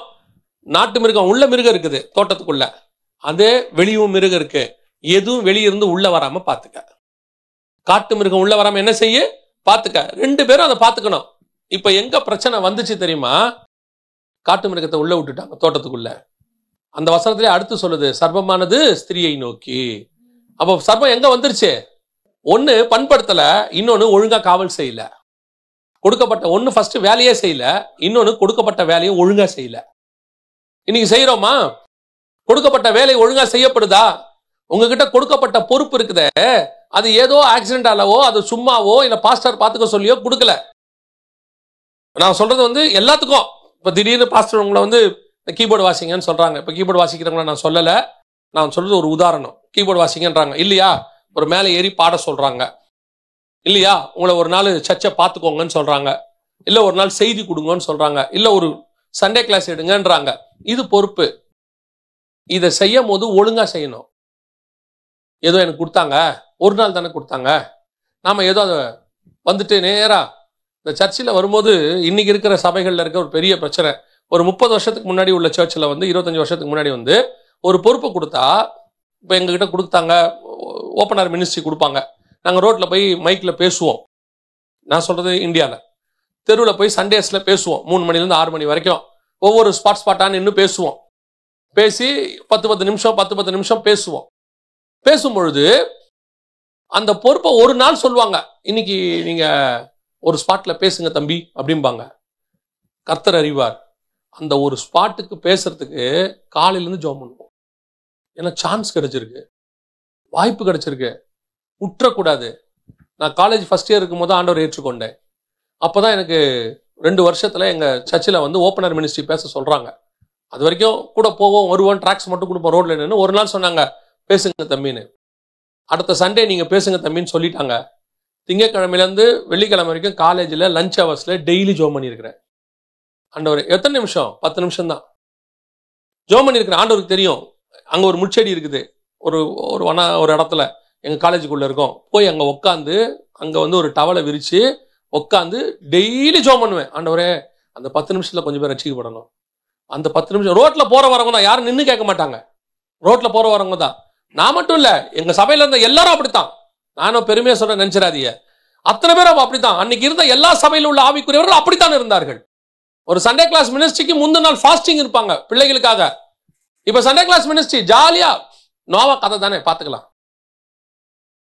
இல்ல, உங்ககிட்ட கொடுக்கிற பொறுப்பு என்னன்னு கேட்டா, அந்த பிள்ளைகளை பாதுகாக்கிறது மட்டுமில்ல, உனக்கு கொடுக்க போற அடுத்த பொறுப்புக்கான எக்ஸாமினேஷன்.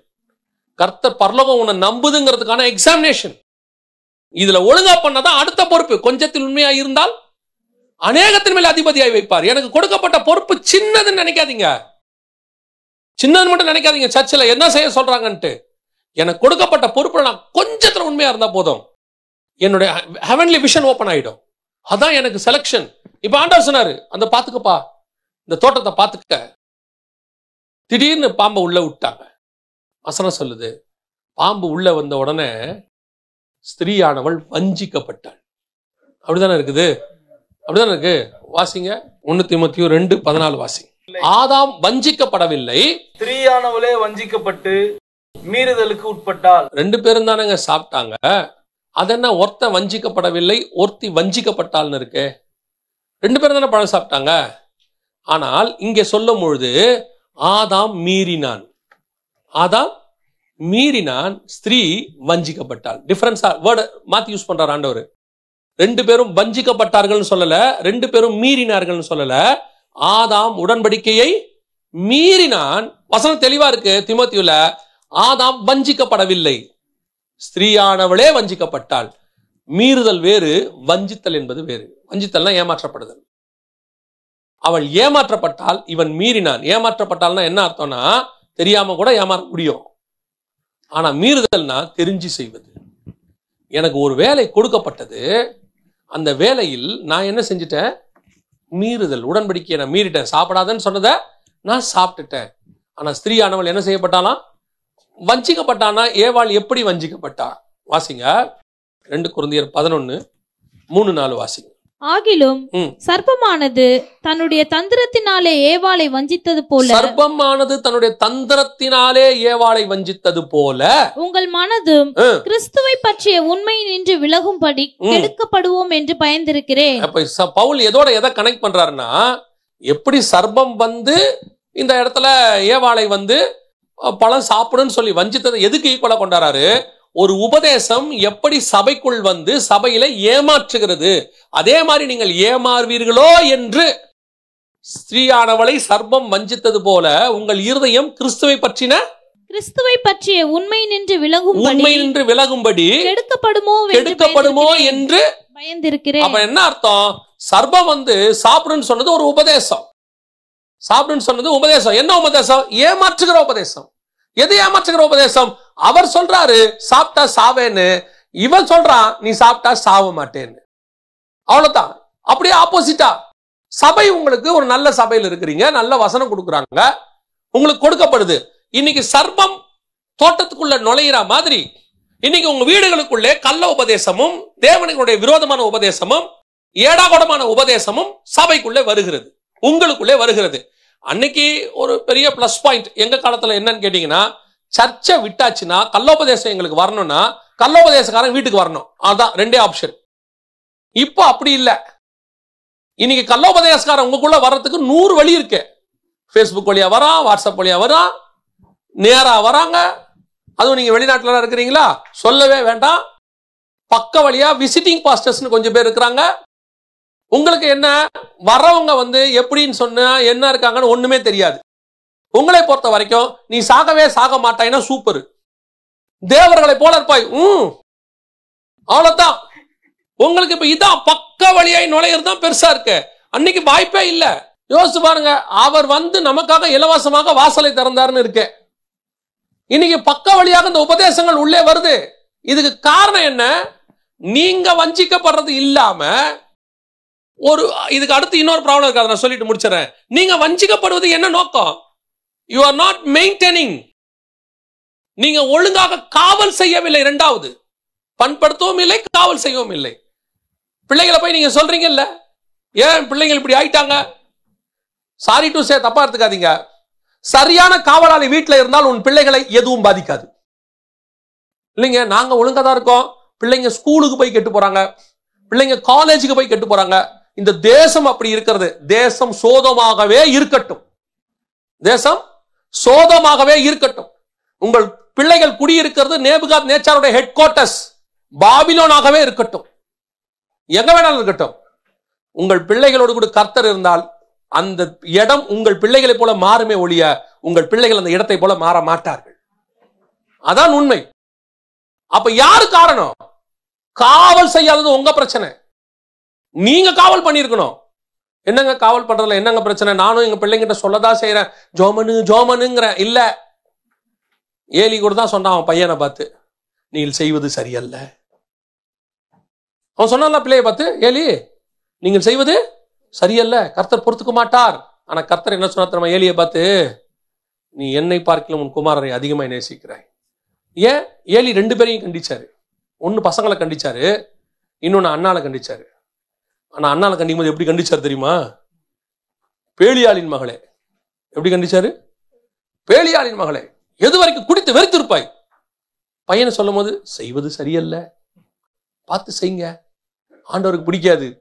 ஆண்டவர் சொன்னாரு, ஒழுங்கா காவல் செய்யாதவனே, உன் கையிலிருந்து தோட்டத்தை நான் வாங்கி விடுவேன், உன் கையிலிருந்து ஆசாரிப்பு கூடாரம் வாங்கப்படும், அது சாமுவேல் கையிலே கொடுக்கப்படும். இன்னைக்கு இதுதான் இன்னைக்கு நடந்துகிட்டு இருக்கு. ஏன் குடும்பத்துக்குள்ள பிரச்சனை? ஏன் குடும்பத்துக்குள்ள இப்படி இருக்கு? ப்ராப்ளம் என்ன? இங்க தோட்டத்தை காவல் செய்கிறவர்கிட்ட ப்ராப்ளம் இருக்கு.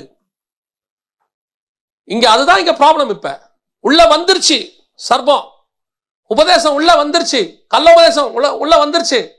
நீங்க கள்ள உபதேசம்னா உடனே இயேசு தெய்வம் இல்லைன்னு சொல்றாங்க, அதெல்லாம் எனக்கு தெரியும். பிதா தெய்வம் இல்லைன்னு சொல்றாங்க, அதெல்லாம் எனக்கு தெரியும். ஹோமோசெக்சுவாலிட்டி சொல்றாங்க, அதெல்லாம் எனக்கு தெரியும். இதெல்லாம் இல்ல, இதெல்லாம் இல்ல. இதெல்லாம் வந்து பாவம்ன்றது உங்களுக்கு எப்பயோ தெரியும், அதெல்லாம் விட்டுட்டு வந்துட்டீங்க. இப்ப உள்ள வர்றது பொருளாசை, இப்ப உள்ள வர்றது பணத்தாசை, இப்ப உள்ள வர்றது ஃபியூச்சர் ஆசை. அவன் கொண்டது உள்ள. இப்ப சவுலுக்குள்ள என்ன பிரச்சனை வந்துச்சு? பொருளாசை தானே வந்துச்சு, ஆடு மேட மேல ஆசை தானே வந்துச்சு. யூதாஸ்குள்ள என்ன வந்துச்சு? யூதாஸ் விபச்சாரக்காரனா மாறிட்டானா? யூதாஸ்காரன் போய் குடிவெறியனா மாறினானா? நேவர். அதல்ல. யூதாஸ் என்னவானா தெரியுமா? பணத்தாசைக்காரனாய் மாறினான். இன்னைக்கு உங்களுக்குள்ள வேற வந்துருச்சு. உங்களுக்கு இப்ப என்ன பிரச்சனை அது வந்துச்சுன்னே தெரியாது. அதான் ப்ராப்ளம். நீங்க என்ன சொல்லிட்டு இருக்கீங்க? எங்களுக்குள்ள இன்னும் அதெல்லாம் இல்ல, நாங்க குடும்பம் உட்காந்து ஜெபம் பண்றோம். இல்ல, வேற வேற வேற உபதேசம் உள்ளே போயிட்டு கொண்டிருக்கிறது. கடைசி காலத்துல உங்களை பரலோகத்தின் விஷனை பார்க்க விடாம, உங்க ஹெவன்லி பிளானை பார்க்க விடாம வேற எதையோ ஒரு உபதேசத்தை கொண்டு வந்து உங்க மைண்ட்ல போடுறாங்க. இந்த உபதேசம் வேர்ல்டியா இருக்கு. இந்த உபதேசம் உங்களை வேற ஒண்ணு சொல்லி கொடுக்குது. உங்களை இன்னும் மாம்சத்துக்கு ஏதாவே நடத்திக்கிட்டு இருக்கு. யோசித்து பாருங்க, நாம ஏற்கனவே இருந்ததுக்கு கத்திரிப்பு ஆசீர்வச்சிருக்கிறாரு இல்லையா? வச்சிருக்கிறாரு இல்லையா? அவர் 5 வருஷத்துக்கு முன்னாடி இருந்ததுக்கு இப்ப ஆசீர்வச்சிருக்கிறாரு இல்லையா? 2 வருஷத்துக்கு முன்னாடி இருந்ததுக்கு இப்ப உயர்வு கொடுத்திருக்கிறாரா இல்லையா? அவர் வேலையை அவர் உலக பிரகாரமா கரெக்டா செய்வார். அவர் கொடுக்காமலாம் இருக்க மாட்டார். உண்மை உள்ள மனுஷன் பரிபூர்ண ஆசீர்வாதங்களை. அப்ப எப்போ என்ன தேவையோ அதை கர்த்தர் என்ன செய்யறாரு? கொடுக்கிறாரு. அதை விட அதிகமா இருக்க கூடாது. அதான் உங்களுக்கு தெரிய மாதிரி. அதுதான் சொல்ல வரேன். அதை விட அதிகமா என்ன செய்யக்கூடாது? கூடாது. உங்களுக்கு இப்ப என்ன பிரச்சனை? பிசாசு பக்க வழியா நுழைஞ்சு என்ன சொல்லிருச்சு? கேளு கேளு கேளுக்கிற எல்லாவற்றையும் கர்த்தர் தருவார். கொடுத்துட்டாரு. என்ன பண்ணுவீங்க? 16 ரூம் இருக்கிற வீடு கொடுத்துட்டாரு. என்ன பண்ணுவீங்க? 1 மணி நேரத்துக்கு ஒரு தடவை அலாரம் வச்சு ரூம் ரூமா போய் படுத்து தூங்குவீங்களா? ஃபேமிலியா எப்படி இருந்தாலும் ஒரு ரூம்ல தானே தூங்க போறீங்க. சொந்தக்காரங்க வந்தா தங்கத்துக்கு ஒரு ரூம் வேணும், அவ்வளவுதானே. இல்ல மிஞ்சி போச்சு 3 ரூம், அதை விட வேற என்ன வேண்டி இருக்கு? இல்ல கர்த்தர் காரைக்குடி பக்கம்லாம் போயிட்டீங்கன்னா, தமிழ்நாட்டில் காரைக்குடி போயிட்டீங்கன்னா 1000 ஜன்னல் வீடும்பாங்க. நான் லிட்டரலா சொல்றேன், போய் பாருங்க. அது ஆளே இல்லாம மூடி கிடக்கும். ஆளே இல்ல, மூடி கிடக்கு. அதுல அந்த காவல் காக்கிற ஒருத்தர் இருக்காரு, அவர்கிட்ட பேசிட்டு சொன்னாரு, இதுல பல ரூம்களுக்கு நாங்க போனதே இல்லைங்கன்றான். அவர் சொல்றாரு, பல ரூம்களுக்கு நாங்க போனதே இல்லைங்க. அப்படி கட்டி என்ன பிரயோஜனம்? ஒரு பெருமை. எங்க ஊர்ல 1000 ஜன்னல் ரூம் இருக்கு. யாரா இருப்பா? எல்லா ரூமுக்குள்ளே போனீங்க? இல்ல போல இருக்கு. அந்த பெருமை தான் இப்ப நமக்குள்ள நுழைக்கிறான் பிசாசு. ஸ்பிரிச்சுவல் இது என்ன செய்து உங்களை நாகமான பார்க்க வச்சுட்டு மேல இருக்கிறத பார்க்க விடாம தடுத்துக்கிட்டே இருக்கு. ஹெவன்லி பிளானுக்குள்ள உன்னை போகவே விட மாட்டேங்குது. அதனால நீ என்ன பண்ற? நீங்க என்ன பண்றீங்க? இந்த பக்க வழியா வர பிசாசுக்கு இடம் கொடுத்துட்டீங்க வீட்டுக்குள்ள.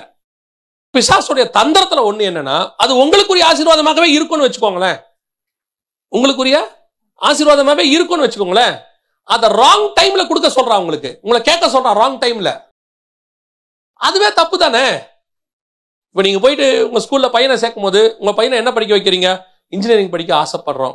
அப்ப நீங்க நேரா போய் இன்ஜினியரிங் காலேஜ்ல சேர்த்துருங்களேன். இல்லைங்க, இப்படி கிண்டர் கார்டன்ல இருந்து வந்து ஹைஸ்கூல் முடிச்சு உங்க எண்ணம் என்ன? இன்ஜினியர் ஆகணும். அங்க போங்க. இது இந்த பேசிக் வராம எப்படா இன்ஜினியர் வரும்? உங்க விஷன் என்ன? இன்ஜினியர் ஆகிறது. ஒரு நாளைக்கு 100 தடவை உங்க பையனை பக்கத்துல குறைச்சிட்டு இன்ஜினியர் ஆவாய், இன்ஜினியர் ஆவாய், இன்ஜினியர் ஆவாய் கிளைம் பண்ணுங்க. கிளைம் பண்ணீங்கன்னா கர்த்தர் இன்ஜினியர் ஆக்குவாரு.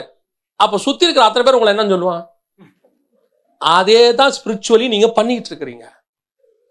பிதாவுக்கு ஒன்றும் தெரியாத மாதிரியும் உங்க தோட்டத்துக்குள்ள பாம்பை உள்ள விட்டு பாம்பு சொல்லுது தேவர்களை போல இருப்பாய். இந்த பயலுக்கு தெரியல, நான் ஏற்கனவே தேவசாயலாய் தான் இருக்கிறேன். ஆல்ரெடி கர்த்தர் எப்படி வச்சிருக்கிறாரு? தேவசாயலாய். இவன் சொல்றது யார? தேவர்களை. ஒரு இருக்கிற இல்லாத ஒரு விஷயத்தை திருப்பி நூதனமா சொல்லி கொடுக்குறான். ஆசை, அந்த ஆசையை கொண்டு நுழைக்கிறான். இப்ப அதைத்தான் உங்ககிட்டயும் சொல்லிட்டு இருக்கான். அப்படி ஆக்குவார், இப்படி ஆக்குவார். இப்போ சொல்றேன், உங்களை கர்த்தர் மென்மேலும் ஆசீர்வதிப்பார். எதுல தெரியுமா? ஸ்பிரிச்சுவலி கொண்டு போய் பரலோகத்துல உட்கார வைப்பார். பூமியில என்ன செய்வார்? இங்க என்ன தேவையோ அதை கொடுப்பார். அவ்வளவுதான். இது வரைக்கும் நடத்தினவர் இனிமேலும் நடத்த போகிறார். முடிவு பரியந்தம் அவர் நடத்த வல்லமை உள்ளவராய் இருக்கிறார். யாரை கைவிட்டாரு? யாரை கர்த்தர் விட்டுட்டாரு சொல்லுங்க? அவரை தேடி வந்தவங்கள்ல யாரை கர்த்தர் விட்டுட்டாரு? ஒருத்தர் கூட கர்த்தர் விடல. அந்த நேரத்துல அப்படி கொண்டு வந்து கரெக்டா உட்கார வச்சுட்டார். ஆனா என் விஷன் அதல்ல, என்னை பண்படுத்தவும் காவல் செய்யவும் வைத்தார். அதனால ஏற்படக்கூடிய விளைவு என்ன? அதை மாத்திரம் ஒரு வசனத்துல சொல்லிட்டு நான் முடிச்சிடுறேன், சரியா? இப்படி நீங்க விட்டுட்டீங்கன்னா அதனால ஏற்படக்கூடியதான பலன் என்ன? அவனுடைய விஷனை கொண்டு வந்து நுழைச்சிட்டான்னா நீங்க அதை கொஞ்சம் அக்செப்ட் மட்டும் பண்ணிட்டீங்கன்னா போதும். அவனுக்கு வேண்டியது அவள்தான் அக்செப்டன்ஸ். அக்செப்ட் பண்ணிட்டீங்கன்னா அதனால வரக்கூடிய விளைவு என்ன? வாசிங்க. 1 யோவான் 3ஆம் அதிகாரம் 12வது வசனம் வாசி. பொல்லாங்கானால் உண்டாயிருந்து தன் சகோதரனை கொலை செய்த காயினை போல் இருக்க வேண்டாம். அவன் எது நிமித்தம் அவனை கொலை செய்தான்?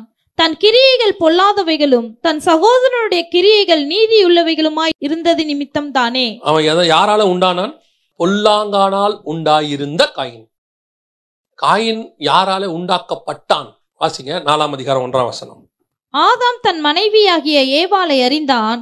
அவள் கர்ப்பவதியாகி காயினை பெற்று கர்த்தரால் ஒரு மனுஷனை பெற்றேன் என்றாள். கன்ஃபார்மா ஆதாமுக்கும் ஏவாளுக்கும் தான் காயின் பிறந்தான். அது வசனம் தெளிவா இருக்கு. ஆனா யோவான்ல சொல்லும் போது, ஸ்பிரிச்சுவலா சொல்லும் பொழுது பொல்லாங்கானால் உண்டாயிருந்த காயினை போல. அவளோட அர்த்தம் என்ன? ஆதாம் மீறுதலோடு, ஏவாள் வஞ்சிக்கப்பட்டதோடு, அந்த உபதேசம் ஏற்றுக்கொண்டதோடு அவர்கள் இணையும் போது பிறக்கிற பிள்ளை அந்த உபதேசத்தினால் உண்டான பிள்ளையாக இருக்கும். அந்த பிள்ளை எப்படி இருக்கும்? உபதேசத்தினால் உண்டான பிள்ளையாக இருக்கும். அதான் முதற் பேரான பிள்ளை அப்படி ஆயிருச்சு.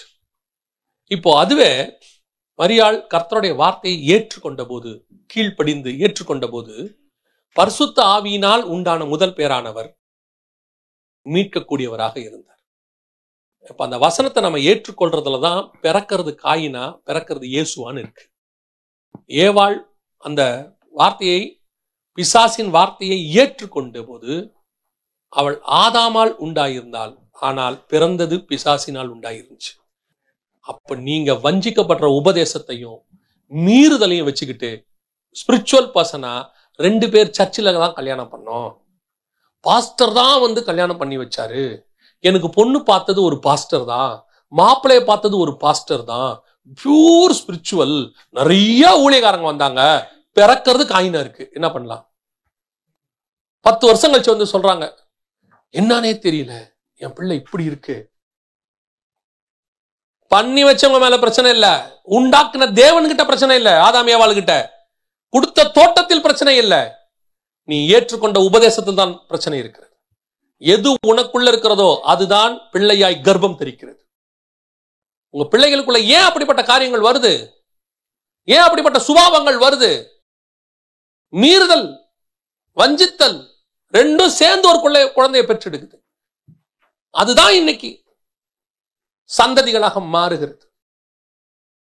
திருப்பியும் ஆண்டவர் உங்களை ஆசீர்வதிக்கவே விரும்புகிறார். திருப்பியும் சொல்றேன், தேவன் உங்களை தண்டிக்க விரும்பவில்லை. அவர் நியாய தீர்ப்பில் கூட இரக்கத்தை கொண்டு வருகிற தேவன். நியாய தீர்ப்பில் இரக்கம் மேன்மை பாராட்டும். நியாய தீர்ப்புல கூட இரக்கமா இருக்கணும்னு நினைக்கிறவர் அவரு. ஆனால் அவருடைய பிள்ளைகள் நாம் எப்படி சேருகிறோம், எதை அக்செப்ட் பண்ணுகிறோம், எது உங்களுள் ஏற்றுக்கொள்ளப்படுகிறது? பல நேரத்துல வேலை ஸ்தலத்துல அல்லது வேற சில பக்க வழியாக அல்லது மீடியா வழியாக உங்களுக்கு கொடுக்கப்படுகிற காரியங்கள் தேவனால் கொடுக்கப்பட்டதுக்கு அகைன்ஸ்டா இருக்குன்னா, ஒரே ஒரு காரியம் மட்டும் சொல்லிடுறேன், எந்த ஒரு உபதேசமும் உங்கள் ஆத்துமாவுக்கு கொடுக்கப்படாமல் உலக பிரகாரமான ஆசீர்வாதத்துக்கும் மேன்மைக்கும் கொடுக்கப்படுகிறதோ அது தேவனிடத்திலிருந்து வந்தது அல்ல. தேவனுடைய வசனம் உங்களை பரலோகத்துக்குரியதாய் மட்டும்தான் மாற்றும். பின்பு இவை யாவும் உங்களுக்கு கூட கொடுக்கப்படும். இதுக்கு உபதேசமே தேவையில்லை. நேரடியா சொல்றேன், இதுக்கு உபதேசமே தேவையில்லை. உலகத்துல நீ அப்படி இருப்பா இப்படி சொல்ல வேண்டிய அவசியமே இல்லை. உங்களுக்கு சொல்ல வேண்டியது உண்மைனா என்ன? உண்மை உள்ள மனுஷன் பரிபூர்ண ஆசீர்வாதங்களை பெறுவான். இந்த உபதேசத்துக்கு நீங்க கீழ்ப்படிங்க. இப்படிப்பட்ட சத்தியத்துல நில்லுங்க. பேசுறவங்களும் இப்படிப்பட்ட சத்தியத்தை பேசுங்க. Don't compromise with the people. ஜனங்க என்ன நினைப்பாங்க, கொஞ்சம் கடினமா பேசினா போயிடுவாங்களே. நீ சத்தியத்தை பேசி ஒருத்தன் போறான்னு சொன்னா அதை பத்தி நீங்க கவலைப்பட வேண்டிய அவசியமே கிடையாது. சத்தியம் நான் விதைப்போம். இயேசு கேட்கிற கேள்வியை எப்பவும் மனசுல வச்சுக்கொள்ளுங்க. ஒரு கூட்டம் போயிடுச்சு, மிச்சம் இருக்கிறவனை பார்த்து இயேசு கேட்டாரு, நீங்களும் போய்விட மனதாய் இருக்கிறீர்களோ? உனக்கும் அப்படி என்ன இருக்காடா? போயிட்டே இரு. ஏன்? அவர் கல்லுகளிலிருந்தும் தனக்கு சந்ததியை உண்டாக்க வல்லமை உள்ளவராய் இருக்கிறார். நீங்கள் ஆபிரகாமின் சந்ததியின் மேன்மை பாராட்டினா கல்லுகளிலிருந்தும் கர்த்தர் சந்ததியை உருவாக்க வல்லமை உள்ளவராய் இருக்கிறார். கொடுக்கப்படுகிற சத்தியத்துக்கு நீங்க நிக்கணும். பாம்பு சத்தியம் கேட்கறதுக்கு நல்லா இருக்கும், ஆனா காயினை பெற்றெடுக்கும். ஆனால் கர்த்தருடைய சத்தியம் கேட்க கடினமாக இருக்கும். ஐயோ, பிள்ளையை அறிய, புருஷனை அறியனே, இந்த நேரத்துல கர்ப்பமான எனக்கு கொன்னுடுவாங்களே, விபச்சாரின்னு சொல்லுவாங்களே, அடிப்பாங்களே, உபத்திரவம் தான் பார்க்கப்படும். அதான் அந்த மாதிரி தான் தெரியும். ஆனால் பிறக்கிறது பரிசுத்தம் உள்ளதாக இருக்கும். அல்லேலூயா. நாம் ஜெபிக்க போகிறோம். இன்னைக்கு ஆண்டவர் நம்மளை ஒரு நோக்கத்தோடு தான் சபைக்குள் வைத்திருக்கிறார். இயேசு கிறிஸ்துவின் ரத்தம் விலையேற பெற்றது. அந்த விலையேற பெற்ற ரத்தத்தை உங்களுக்கு மாற்று பொருளாக கொடுத்து மீட்டு கொண்டு வந்திருக்கிறார்னா என்ன நோக்கமா இருக்கும்? யோசித்து பாருங்க. ஒரு காசு கொடுத்து நீங்க வாங்குறீங்கன்னா எவ்வளவு விலை கொடுக்குறீங்களோ அவ்வளவு அந்த பொருள் விசேஷமானதுன்னு அர்த்தம். ஒரு செல்போன் வாங்கறதுக்கு நீங்க இவ்வளவு பணம் கொடுக்குறீங்கன்னா தங்கம் வாங்கறதுக்கு அதை விட நிறைய கொடுக்கணும், கார் வாங்கறதுக்கு அதை விட நிறைய கொடுக்கணும், வீடு வாங்கறதுக்கு அதை விட நிறைய கொடுக்கணும். நம்ம நிறைய கொடுக்கிறோம்னா அது அதை விட வேல்யூன்னு அர்த்தம். உலகத்திலேயே விலை இல்லாத விலையேற பெற்ற ஒண்ணு இருக்குன்னா இயேசுவின் ரத்தம். அதை கொடுத்து உங்களை அண்ணியும் வாங்கி இருக்கிறார்னா நாம எவ்வளவு விலையேற பெற்றவங்க. அப்ப யோசித்து பாருங்க, இவ்வளவு விலை கொடுத்து உங்களை அண்ணியும் வாங்கினது எதுக்கு? இந்த விலையுள்ள ஒரு வீட்டையும் காரையும் கொடுப்பதுக்காகவா? அப்படின்னா இவ்வளவு பிரீஷியஸ் பிளட்டை கொடுத்து வாங்கியிருக்க வேண்டிய அவசியம் இல்லை. அப்படின்னா நீங்களும் நானும் எவ்வளவு முக்கியமான வேலைக்காக கொண்டு வரப்பட்டிருக்கிறோம். இவ்வளவு கோடி மக்கள்ல உங்களை ஏன் வேறு பிரிச்சாரு? ஏன் உங்களை வேறு பிரிச்சு கொண்டு வந்தார்? ஏன் ஒரு சத்தியம் உள்ள சபையில கொண்டு வந்து நிறுத்தினாரு? ஏன் உங்களுக்கு சத்தியத்தை கொடுத்துக்கிட்டு இருக்காரு? எத்தனையோ பேர் சத்தியத்தை தேடி அவங்க சபையில கிடைக்கலன்னு சொல்றாங்க. எத்தனையோ சபைகள் சத்தியத்தை போதிக்காம ஜனங்களுக்கு ஏத்த மாதிரி மாறி கொள்ளையர் கூடாரமா மாறிடுச்சு, கல்லர் கொகையா மாறிடுச்சு. ஆனா ஒரு சத்தியம் கொடுக்கிற சபையில ஏன் உங்களை உட்கார வச்சிருக்கிறாரு? உலகத்தான் பெற்றுக்கொள்கிற அதே ஆசீர்வாதத்துக்குன்னு நீங்க நினைச்சீங்கன்னா உங்களை போல பரிதவிக்கப்பட்டவர்கள் வேற யாருமே கிடையாது. இம்மைக்காக மாத்திரம் நாம் கிறிஸ்துவை பின்பற்றுகிறவர்களாய் இருந்தால் நம்மை போல பரிதவிக்கப்பட்டவர்கள் ஒருவரும் இல்லை என்று வேதம் சொல்லுது. என்னை ஏதோ ஒரு பெரிய பிளானுக்காக தான் உள்ள கூட்டிட்டு வந்திருக்கிறாரு. உங்களுக்கு அந்த ஸ்பிரிச்சுவல் ரெல்ம் ஓபன் ஆகணும். நீங்க எலிசா கூட இருக்கலாம், நீங்க ஒரு வைராக்கியமா கூட இருக்கலாம், பிரதிஷ்டையா கூட இருக்கலாம். ஆனா மேல இருக்கிற வானம் ஓபன் ஆகாம, அக்னி நிறத்தை பார்க்காம, உன் ஊழியத்தினுடைய விஷன் தெரியாம நீ இருந்து பிரயோஜனம் இல்லை. நான் கேசி மாதிரி நாகமான பார்க்கலங்க, நான் எலிசாவையே பார்க்கிறேன். நல்லது. ஆனா நீ வந்தது வெறும் எலிசாவை பார்ப்பதற்கு அல்ல, எலிசா ஓபன் பண்ண போற அந்த வானத்தை பார்க்கறதுக்கு. நான் எலியா கூட போய்கிட்டே இருந்தது எதுக்கு? எலியாவையே கூட இருந்து நான் எலியாவோட சீஷன் சொல்றதுக்கா? இல்ல, எலியா கிட்ட இருக்கக்கூடிய அந்த ஆசீர்வாதத்தை ரெண்டா வாங்கறதுக்கு. அப்படின்னா எலியா சொன்னாரு, நான் ஏறி போறதை நீ பார்த்தா உனக்கு கிடைக்கும். ஒரே ஒரு செகண்ட் தான் நடக்கும், அந்த ஒரு செகண்ட் நீ என்ன பார்க்கணும். எலியாவை பார்த்தா 2 மடங்கு கிடைக்கும், எலிசாவை பார்த்தா அக்கினி ரதம் கிடைக்கும். நீ சர்ச்சுக்குள்ள வந்து இன்னும் கீழையே பார்த்துக்கிட்டு இருக்கோம், பூமியே பார்த்துட்டு இருக்கோம். ஆனா என்ன தோட்டத்துக்குள்ள கொண்டு வந்ததுக்கு கர்த்தருக்கு வேறொரு முகாந்தரம் இருக்கிறது, வேறொரு காரணம் இருக்கு. நான் அப்படி தப்பா வேலை பார்த்து நான் தோட்டத்தை காவல் செய்யாம விட்டதுனால என் காவல் வேறொருத்தருக்கு போயிடுச்சு, என் சந்ததியும் பொல்லாங்கானா மாறிடுச்சு. ஒருவேளை அந்த தோட்டத்தை நீ ஒழுங்கா காவல் செய்தா முடிவு பரியந்தம் அந்த தோட்டம் உன் கையிலேயே இருக்கும். அது மட்டும் இல்ல, பிறக்கிறது பரிசுத்தம் உள்ளதாக இருக்கும். ஒப்பு கொடுப்போமா? ஒருவேளை இன்னைக்கு உனக்குள்ள இருக்கிற அந்த ஸ்பிரிச்சுவல் ரெல்ம, ஸ்பிரிச்சுவல் விஷனை கர்த்தர் ஓபன் பண்ணணும் விரும்பினால்தான் உங்களை கூட்டிட்டு வந்திருக்கலாம்.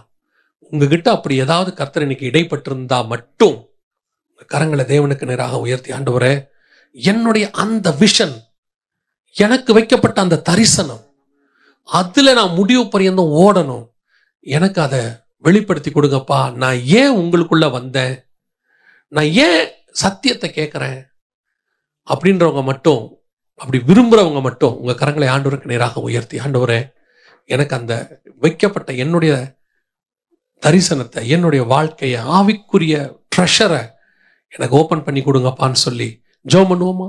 சர்வ வல்லமையுள்ள எங்கள் தகப்பனே, அருமையான நாளுக்காக உமக்கு ஸ்தோத்திரம்.